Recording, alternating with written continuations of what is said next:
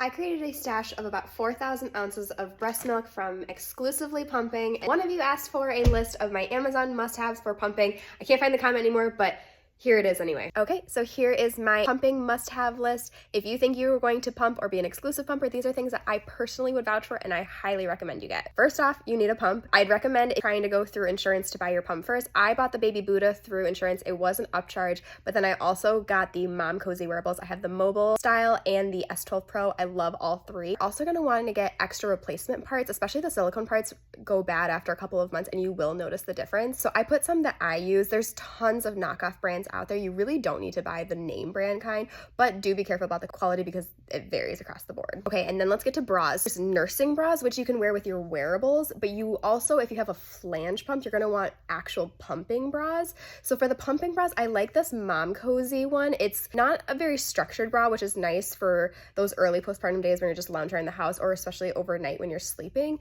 But if you want something that's more structured, I really like this lace bra from Mamanda. But you can also get regular nursing bras, especially if you're not sure if you're gonna pump and nurse. I'd recommend getting some of those, and they're great for wearing with your wearables.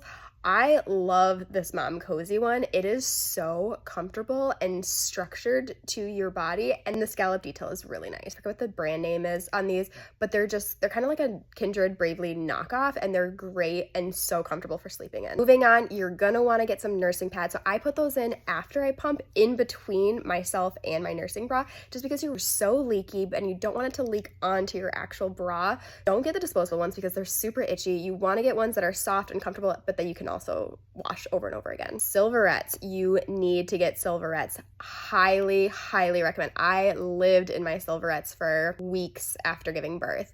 I gave up using nipple cream and just went with my Silverettes, and I never had my nipples crack or bleed or blister or anything.